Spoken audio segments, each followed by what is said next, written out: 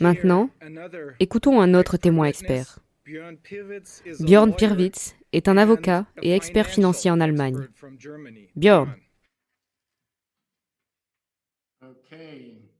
Ok. Vous m'entendez bien? Laissez-moi le temps de partager mon écran.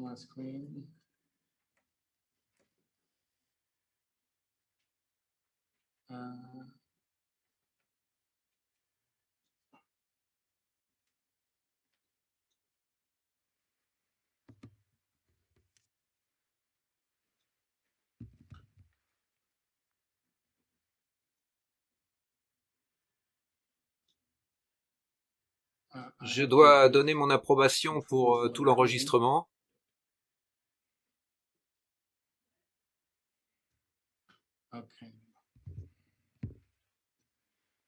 Voyez-vous mon écran maintenant? Oui. Je crois que ce n'est pas le bon écran que nous voyons.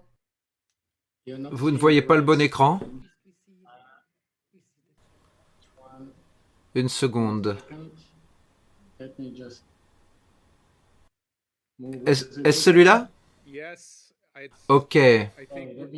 Oui, je crois qu'on se rapproche de ce qu'on cherche. Ok. Là, nous pouvons le voir. Allez-y. Bien, donc tout d'abord, oui, je vais être très bref. Parce que fondamentalement,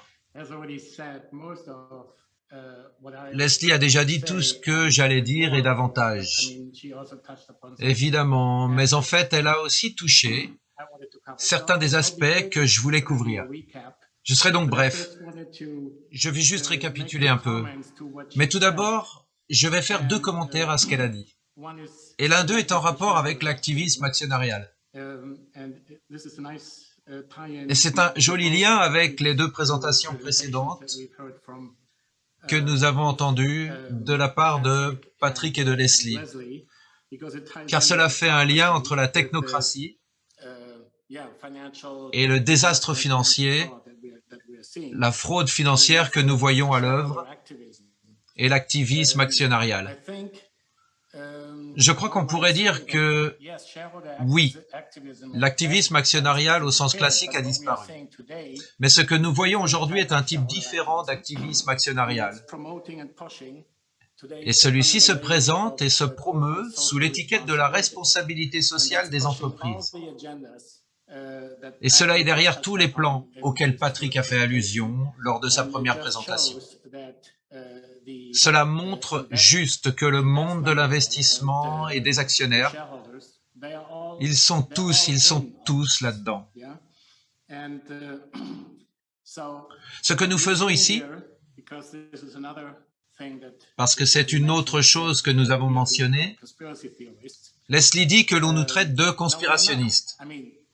Or, ce n'est pas le cas, je veux dire, on nous colle cette étiquette, mais nous ne faisons que ce que n'importe quel investisseur ferait avec n'importe quelle action, c'est-à-dire agir avec des informations suffisantes, on essaie de lire entre les lignes, on relit les points et on tire ensuite une conclusion. C'est une chose absolument normale. Donc cela dit, laissez-moi sauter à pieds joints dedans. Voici les 4 points dont je voulais parler. Le système monétaire, le contexte historique pour nous amener à là où nous sommes aujourd'hui, les raisons pour lesquelles nous sommes toujours dans la crise financière, globale et irrésolue, depuis 2007-2009. Et à la fin, je vais essayer de tout consolider avec ce qui se passe, ce qui arrive quelque soit peu hors de la vue du public. Donc pour commencer, sur le système monétaire, il y a une citation intéressante qui aide à illustrer ce dont nous parlons et pourquoi il est si facile pour ces gens d'amener ce qu'ils veulent toujours présenter. Et cela vient de Henry Ford. Il disait que si les gens savaient et comprenaient le système bancaire et monétaire, je crois qu'il y aurait une révolution demain matin. Et c'est tout à fait vrai. Personne ne sait que lorsqu'on met de l'argent à la banque, vous n'avez pas réellement cet argent sur votre compte. C'est l'argent de la banque. Tout ce que vous avez, c'est une créance, un reçu de la banque. Et si la banque s'effondre, alors à moins d'être couvert par le montant minimal assuré par le fonds associatif des banques,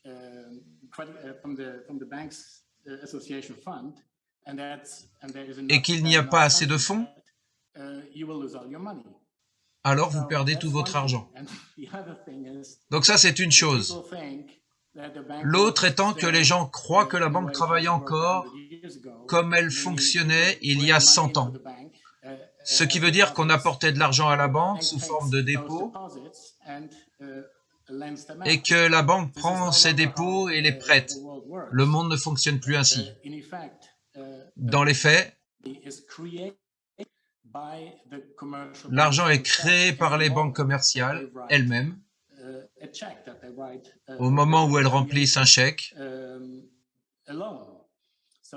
où elles créent un prêt.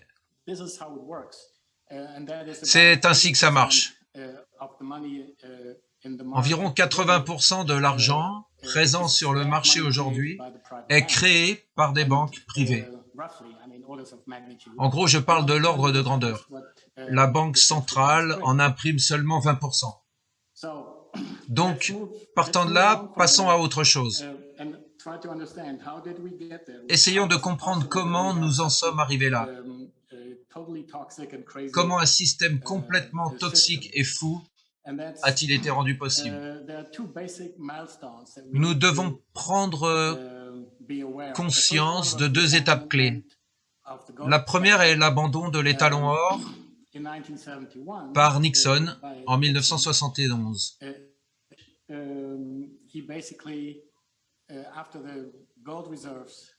Les réserves d'or des États-Unis, qui représentaient 75% des réserves d'or mondiales après la Seconde Guerre mondiale et la mise en place du système de Bretton Woods, se sont considérablement réduites à cause du financement de la guerre de Corée, de celle du Vietnam et de toutes sortes d'autres choses, ce qui l'a conduit à appuyer sur le frein et à regarder. Nous ne pouvons plus nous permettre d'avoir des gens qui se présentent à notre banque centrale avec des dollars pour racheter l'or auquel ils ont droit. Et à partir de ce moment-là, nous avons la condition, la création de ce qu'on appelle la monnaie fiduciaire.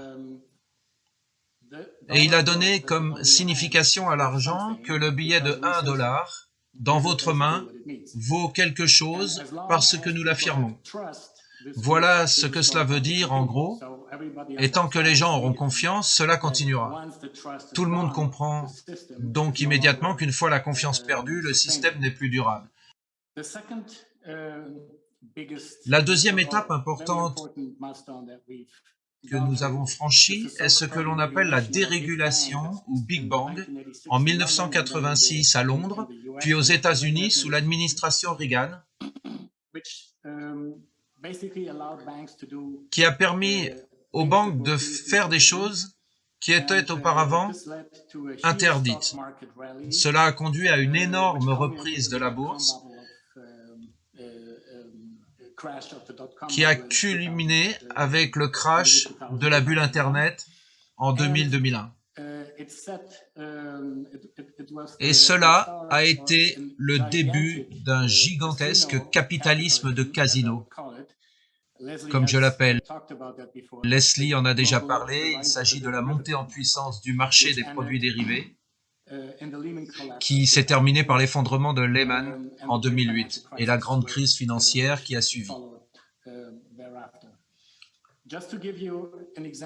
Pour vous donner un exemple, nous en avons déjà parlé. Patrick et Leslie l'ont mentionné. La valeur du marché mondial des produits dérivés, je crois que le chiffre mentionné était de 600 et quelques trillions de dollars ici. C'est le chiffre de la Banque des règlements internationaux à Bâle en décembre 2019. Elle était toujours à 558. Mais ce n'est que la moitié de l'histoire, car cela ne prend en compte que les produits dérivés dans la bourse et certains échanges. Il y a beaucoup d'autres produits hors cote, de produits sur mesure entre deux parties. Et l'estimation est que ça va monter jusqu'à environ 1 trilliard. C'est un chiffre gigantesque. Cela représente 10 fois le PIB mondial, qui est juste en dessous de 100 trillions de dollars. C'est donc tout simplement gigantesque.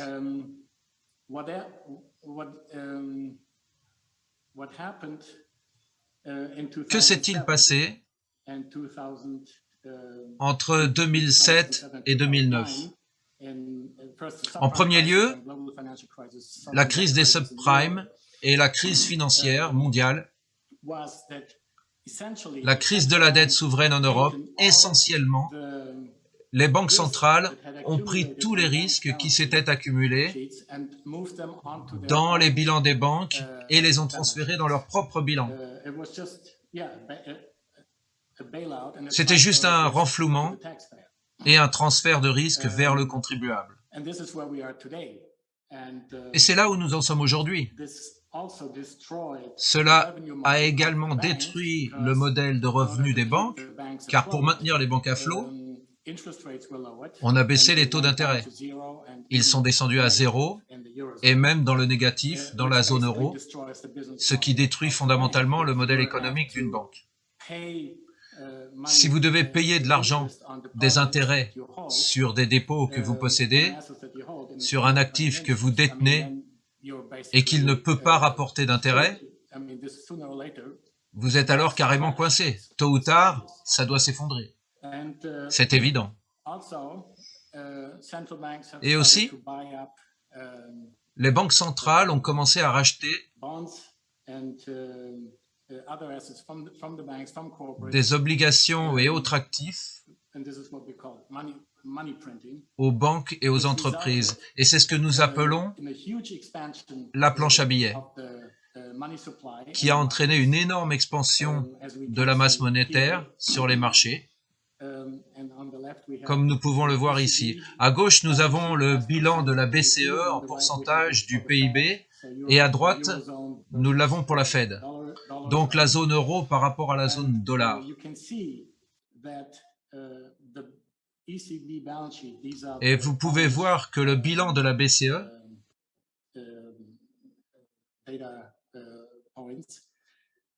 les barres oranges, a augmenté de façon spectaculaire et a maintenant atteint presque 75% du PIB de la zone euro. C'est une augmentation absolument spectaculaire. Cela a pratiquement doublé au cours des 2 dernières années. Aux USA, la situation est presque similaire en chiffres absolus. Nous sommes pour les 2 zones aux alentours de 8 trillions pour le nombre qui figure sur le bilan. Mais l'économie aux États-Unis est beaucoup plus vaste, ce qui est également dû au fait que le dollar est en fait une monnaie de réserve. Et les États-Unis peuvent compter non seulement sur leur propre économie, mais sur tout le reste du monde qui utilise le dollar pour effectuer des transactions libellées en dollars. Et cela représente environ 3 fois sa propre économie.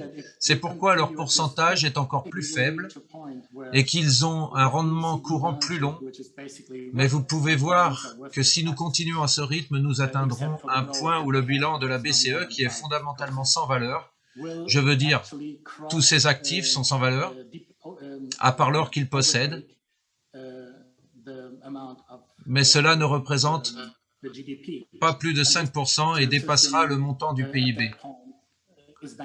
Ce système de dette est en faillite. Cette impression monétaire a également entraîné une énorme inflation des actifs. Comme vous pouvez le voir sur le côté droit, L'inflation n'a pas vraiment impacté l'économie réelle. Les gens n'ont pas remarqué grand-chose. C'est pourquoi on nous a dit que nous pouvions imprimer autant d'argent que nous le voulions. Cela n'affecte pas vraiment votre vie quotidienne. Il n'y a pas de réelle inflation. Mais d'un autre côté, l'inflation s'est produite dans différentes classes d'actifs. Tous ceux qui possèdent de l'immobilier et qui ont voulu en acheter ces dernières années le savent. Elle s'est également produite sur les marchés boursiers et sur les marchés d'obligations partout.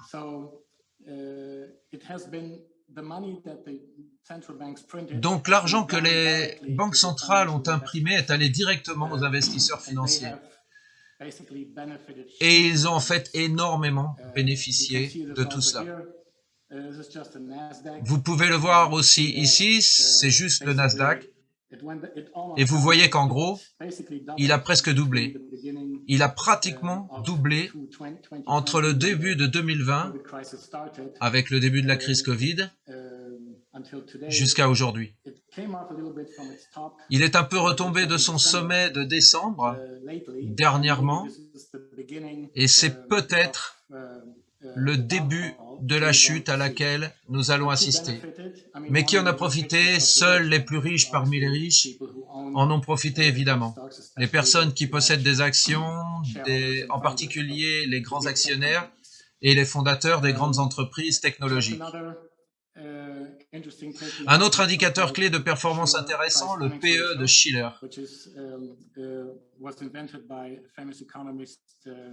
Inventé par un célèbre économiste, Shiller, auteur du livre Irrational Exuberance, qui a créé cet indice qui prend essentiellement les revenus des 10 dernières années des entreprises et divise la capitalisation boursière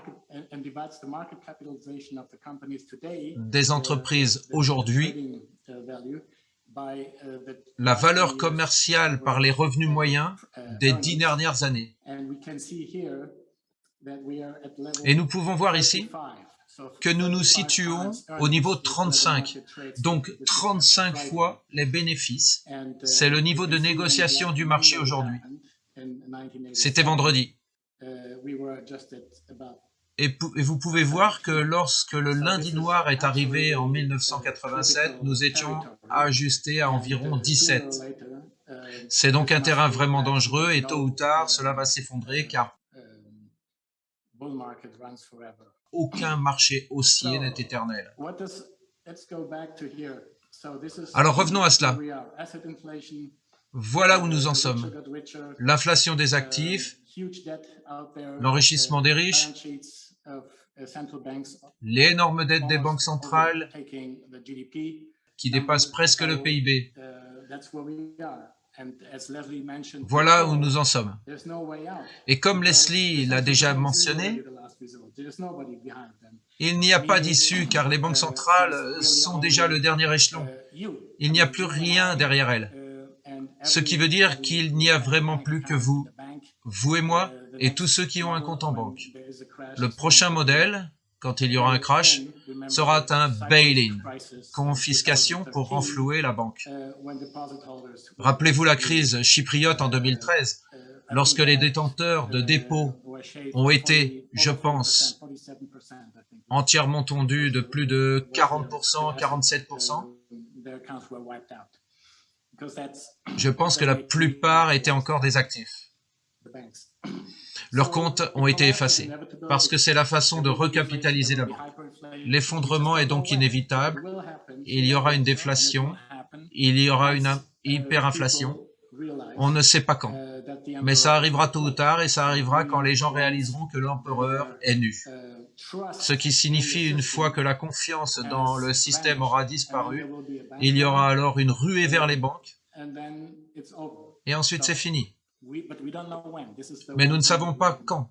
C'est la seule chose que nous ne savons pas. Donc pour résumer, comment tout cela est-il lié? Et pourquoi cela arrive-t-il maintenant? Les gens au pouvoir, qui possèdent essentiellement l'économie mondiale, savent évidemment tout cela. Et il se prépare pour le jour où tout cela s'effondra, parce qu'on ne peut pas continuer à botter en touche indéfiniment.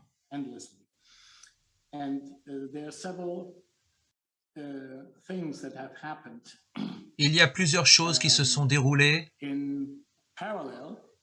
en parallèle, à l'arrière-plan, en dehors des feux de la rampe, qui nous disent que c'est évidemment prémédité. L'une d'entre elles est l'identité numérique ID 2020 qui prend forme. Vous voyez, il y a différentes grandes entreprises qui font partie des 500 plus riches et de grandes ONG comme la Fondation Rockefeller. Gavi, bien sûr, est de la partie, et qui coordonnent des programmes et promeuvent l'idée d'une identité numérique pour tous et la reconnaissance d'une identité numérique compatible qui est une des conditions préalables au contrôle de la population dont Leslie a parlé. Il est de plus en plus évident que les passes sanitaires ou vaccinaux qui ont été introduits dans le monde entier, pratiquement au même rythme, sont notre banc d'essai pour cette identité numérique. J'ai mis un exemple d'une de ces initiatives en bas à droite. C'est une start-up allemande qui vient de créer une application où vous pouvez intégrer vos données personnelles, votre carte d'identité nationale, votre passe sanitaire et votre permis de conduire, le tout dans une seule application. Je veux dire, tout prend la même direction, cela montre que c'est lancé. Une autre tendance qui se dessine, déjà mentionnée par Patrick et Leslie, c'est l'effort mondial pour se débarrasser de l'argent liquide. Selon l'argument, c'est mieux que l'argent liquide, également sous l'égide des Nations Unies. C'est toujours fait au nom de l'inclusion financière et de la durabilité.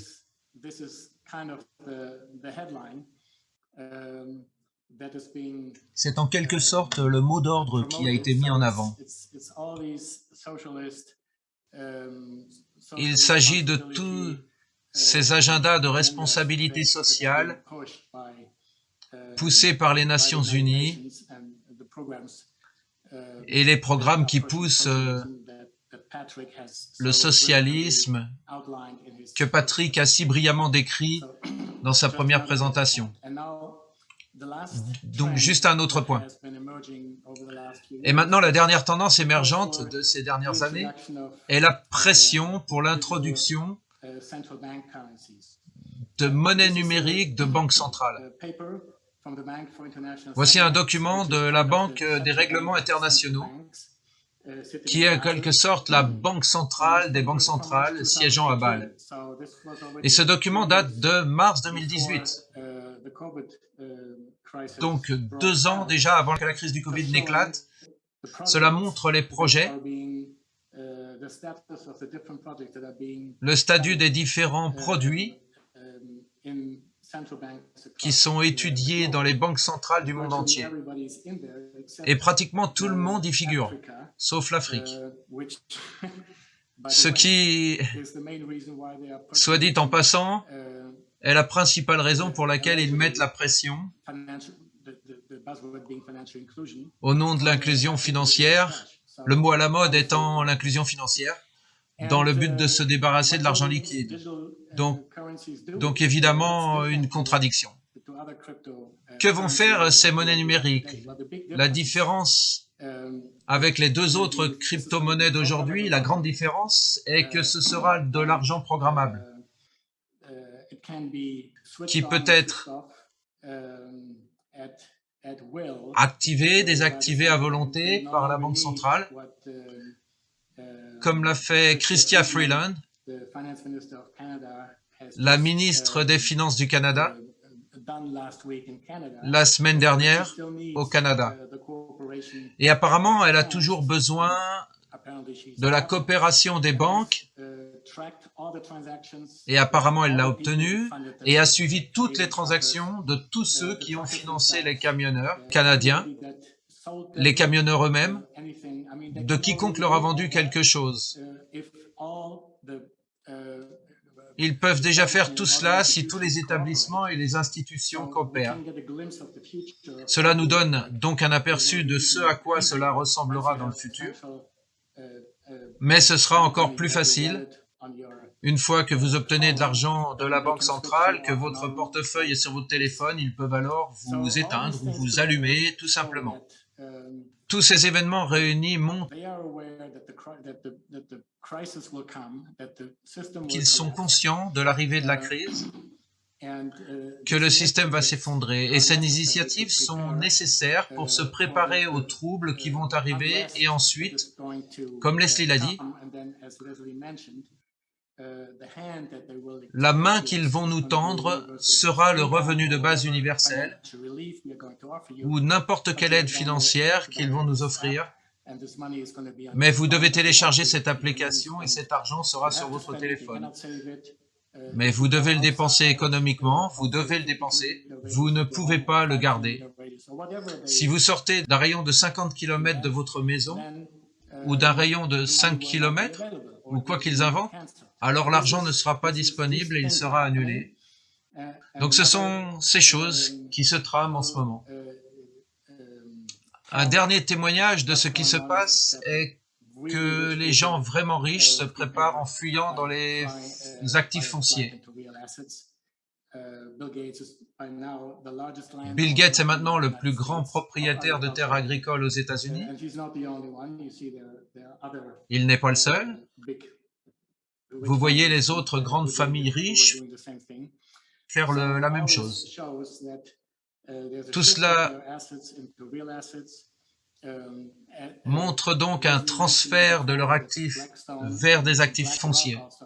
Leslie a mentionné auparavant que Blackstone et BlackRock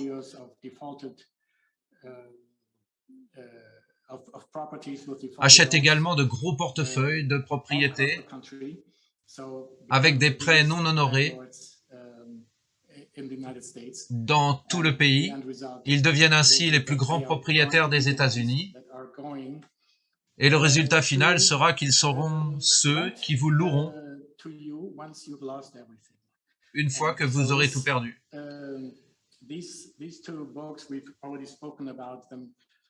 Et ces deux livres de Klaus Schwab, dont nous avons déjà parlé, font le lien avec tout ça. Ils n'ont même pas honte de dévoiler leurs plans. Tout est expliqué en détail dans ces deux livres. Leur plan. Et pour moi, il est absolument clair qu'en arrière-plan, ils essaient de se préparer pour le nouvel ordre mondial. Et ils utilisent le Covid pour détourner l'attention de la crise financière. Ils peuvent donc rejeter la faute sur le Covid. Cela dit, peut-être que le récit commence à s'effondrer sur les bords, ils poussent à la guerre avec la Russie et l'Ukraine, ils ont donc besoin d'un autre détournement d'attention et ils trouveront probablement d'autres plans, mais c'est leur plan. J'en ai fini. Je voulais juste dire quelques mots parce que j'ai oublié de le dire au début.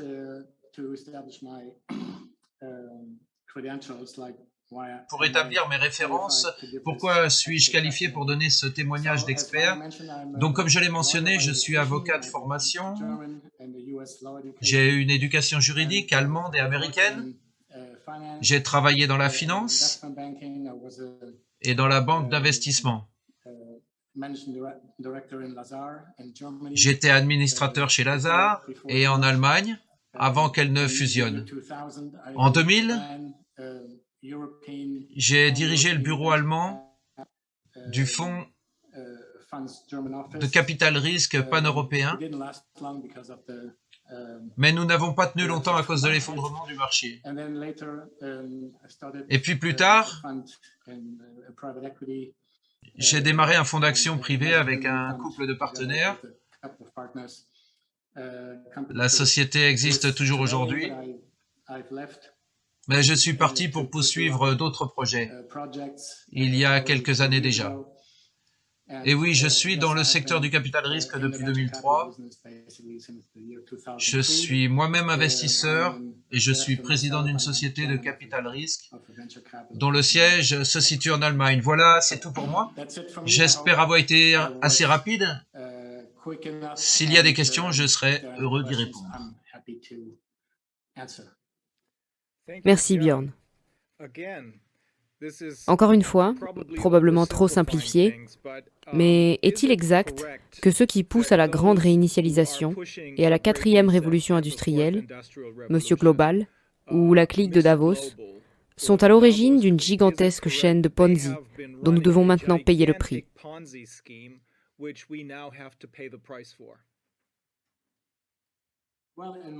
Dans mon esprit, oui, absolument. Les données sont claires. Évidemment, nous n'avons pas d'accord écrit dans lesquels ces personnes acceptent de se réunir pour conspirer.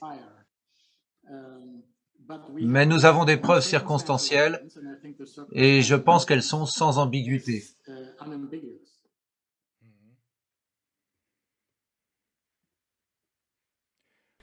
Très bien. Mes estimés collègues ont-ils des questions? Oui, Björn Pirvitz, merci beaucoup pour les preuves que vous avez apportées. Merci pour les clarifications. Nous poursuivons ce qui a été dit et nous assurons que les membres du jury comprennent bien. La question que j'aimerais vous poser, Björn, est la suivante. Vous avez commencé votre témoignage en déclarant que vous deviez comprendre et que le jury devait comprendre où le problème avait commencé. Et le problème a commencé lorsque nous sommes entrés dans un système de monnaie fiduciaire. Puis vous avez commencé à développer et vous êtes passé au deuxième facteur, qui est la suppression totale de l'étalon or. Je veux donc me concentrer sur ces deux facteurs spécifiques. Est-ce que je peux vous interrompre, Dexter? Désolé. C'est une seule et même chose. L'abandon de l'étalon or était en fait la création de la monnaie fiduciaire, parce que vous ne pouviez plus racheter. Avant que nous ayons l'étalon or avec un billet d'$1, vous pouviez aller à la Fed et racheter l'or qu'il représentait. C'était l'étalon or. En 1971, l'administration Nixon a dit « Nous n'allons plus faire comme ça ». Et il a simplement dit « Faites-moi confiance ». D'accord, donc ça s'est réalisé en même temps. Merci d'avoir clarifié cela. La question que je veux vous poser, vous avez aussi mentionné dans votre témoignage que l'argent qui est actuellement imprimé, qui est de l'argent fiduciaire, n'a aucune valeur. Vous êtes d'accord avec cela? Il n'y a pas de valeur intrinsèque. Et bien sûr, cela a de la valeur parce que vous et moi utilisons des monnaies tous les jours pour acheter des choses. Et d'autres personnes, ensuite, reçoivent cet argent. Donc ça représente une certaine valeur. Mais cette valeur est exclusivement basée sur notre confiance qu'elle possède une valeur. Sinon, ce n'est qu'un morceau de papier. D'accord. Donc, si je comprends bien, vous avez mis l'accent sur la valeur inhérente elle-même. Diriez-vous alors, afin de résoudre ce problème financier auquel nous sommes actuellement confrontés, quelle est la meilleure chose à faire pour revenir à l'étalon or? Y a-t-il une solution possible pour l'avenir? Oui, c'est un aspect qui doit absolument être lié à cela.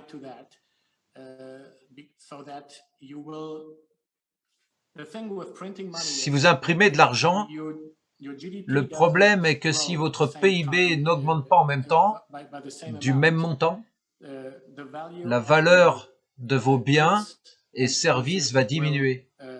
Ce que je veux dire, la valeur nominale doit toujours augmenter. Il y a de plus en plus d'argent pour les mêmes choses. Et si vous avez de l'or, quand vous mettez un couvercle dessus, c'est une limitation à cela et vous ne pouvez pas indéfiniment augmenter la valeur, le montant nominal de la monnaie en circulation.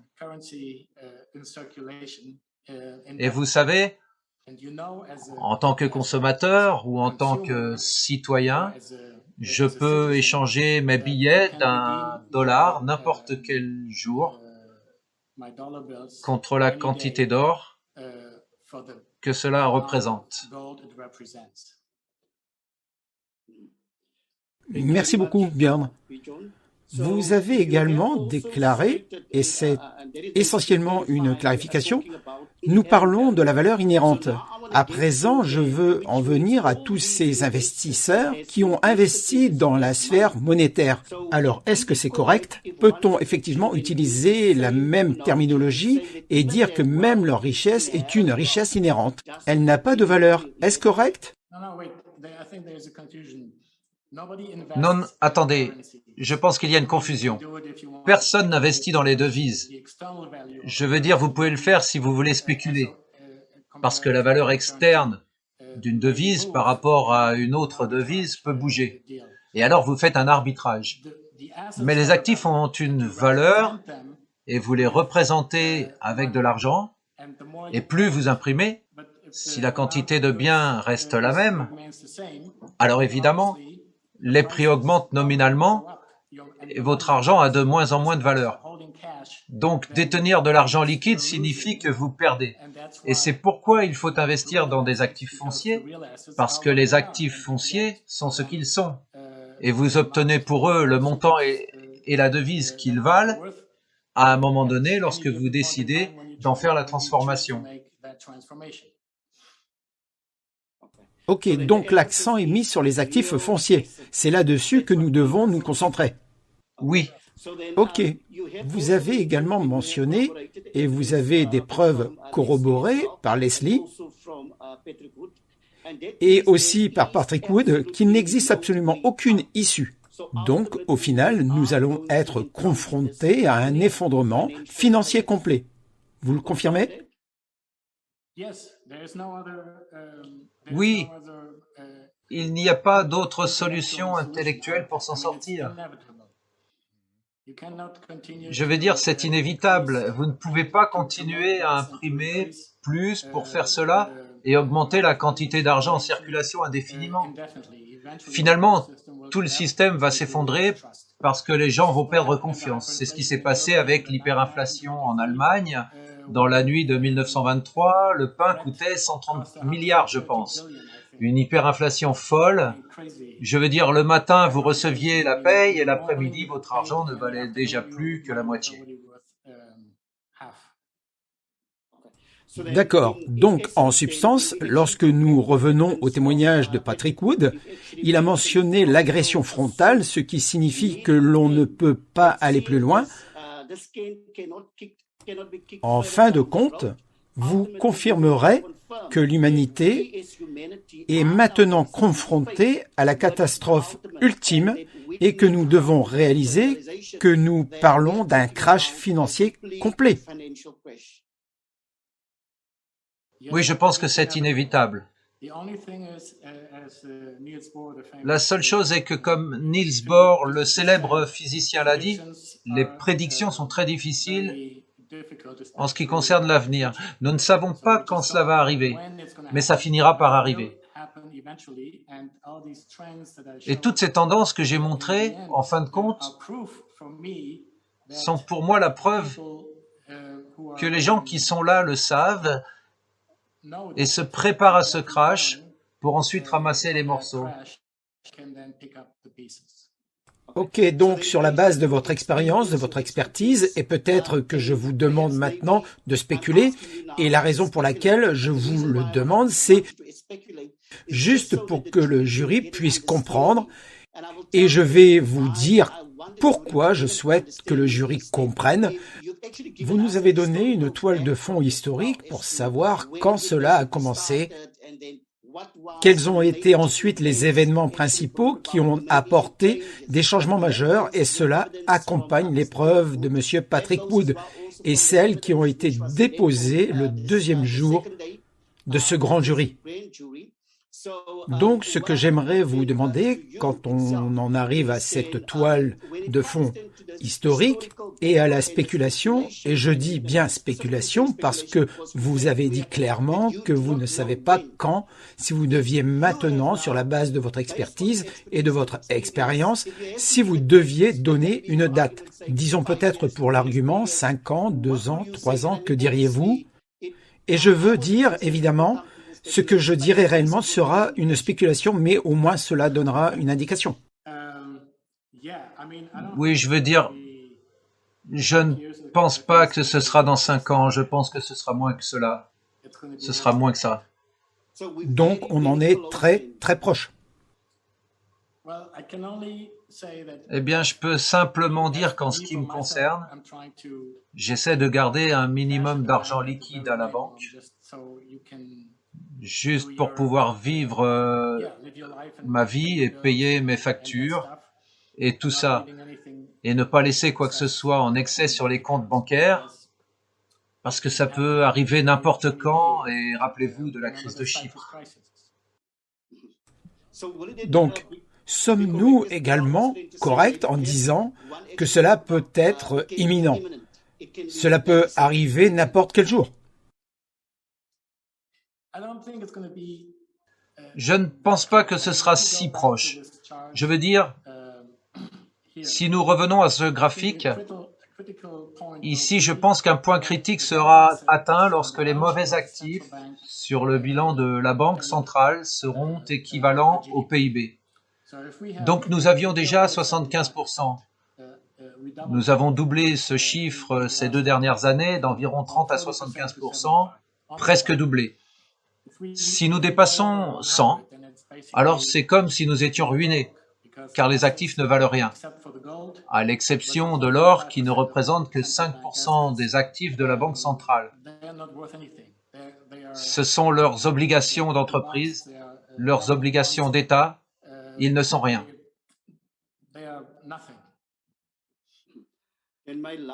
Et la dernière question que je vais vous poser, nous sommes maintenant dans un contexte de développement durable, de capitalisme et ainsi de suite.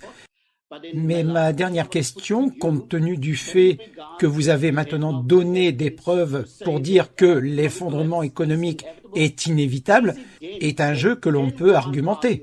L'autre partie argumente essentiellement, et je crois que c'est l'argument essentiel, que la seule façon pour nous d'éviter cet effondrement financier est d'introduire la 4e révolution industrielle, c'est d'introduire la technocratie. Encore une fois, la technocratie, dans la 4e révolution industrielle, peut-elle réellement éviter cet effondrement financier? Non, je pense qu'il faut renverser la situation. Je pense que lorsque le crash se produira, ces instruments seront introduits et on nous tendra la main pour prétendument nous sauver. Mais comme cela a été souligné très habilement auparavant, il ne s'agit que de contrôle. Ils diront simplement « Ok, vous avez tout perdu, nous vous accordons cette indulgence, mais vous devez accepter nos conditions. Voici le portefeuille, voici l'argent, vous pouvez le dépenser chaque mois, mais vous ne pouvez pas économiser d'argent, mais vous devez obéir, et ainsi de suite. » Je veux dire, c'est une sorte de scénario basé sur les développements que j'observe et qui se produisent. C'est très probable. Je veux dire, c'est le scénario, c'est ce qui va se passer. Ils vont essayer. Cela ne veut pas dire que ça va se passer comme ça, parce qu'il se peut que les gens se réveillent, qu'un nombre suffisant de personnes se réveillent et ne permettent pas que cela soit introduit, mais nous aurons certainement un crash. Merci beaucoup. Pas d'autres questions pour moi. Merci Bjorn. Je suis désolée. Virginie?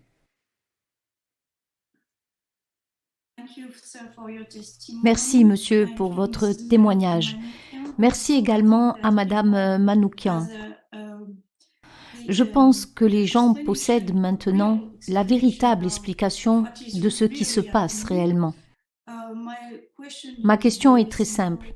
Devrions-nous commencer à créer une nouvelle monnaie locale pour former un système parallèle le plus rapidement possible? Devrions-nous créer de nouvelles monnaies locales pour éviter cela? Eh bien, c'est déjà le cas. Ce sont les crypto-monnaies, bien qu'ils essaient de les réprimer et de les réglementer de plus en plus, les gens les utilisent. La solution n'est pas la création de la nouvelle monnaie pour commencer. Cela viendra plus tard. Il faut d'abord que le système s'effondre. Et les gens trouveront alors des moyens d'échange directement en contournant la monnaie, qui n'est qu'un stockage de valeur. La monnaie a perdu cette caractéristique ou cette qualité de stockage de valeur. Et les gens trouveront un autre stockage de valeur, ils pourront peut-être échanger directement en or ou en argent et tout ce qu'ils trouveront. Merci. Je voulais juste intervenir. Tout d'abord, Bjorn, c'était fantastique. Je suis désolée, j'ai parlé en premier. Mais à propos de la monnaie, Virginie, une chose que nous avons aux États-Unis, c'est ce qu'on appelle l'argent de pacotille. Ce sont des pièces qui ont été faites avant 1965, je crois. Et elles sont en argent presque pur. Ce sont donc de petites valeurs.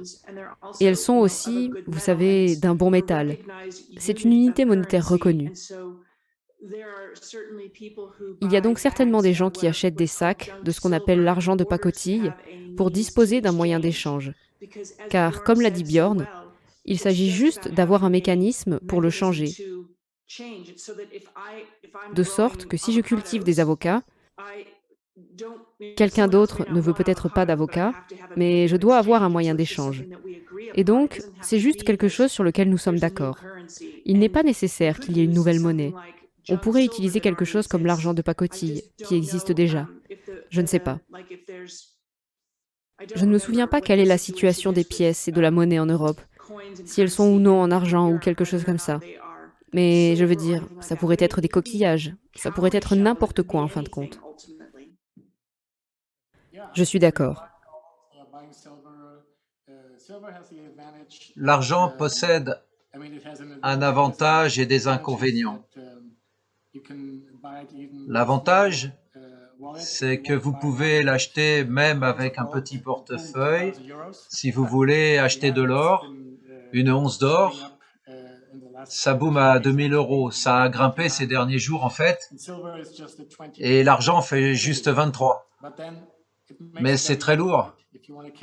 Si vous voulez transporter la valeur d'une once d'or en argent, ça fait des kilos. Il va vous falloir des valises pour ça.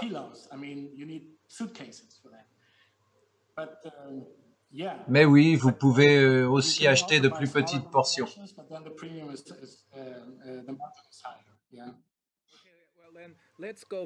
Bien, revenons à ce qui s'est passé dans les années 30. Envoyons d'énormes quantités d'argent qui, selon vous, se résument à se tirer une balle dans le pied. J'espère qu'on n'en arrivera pas là.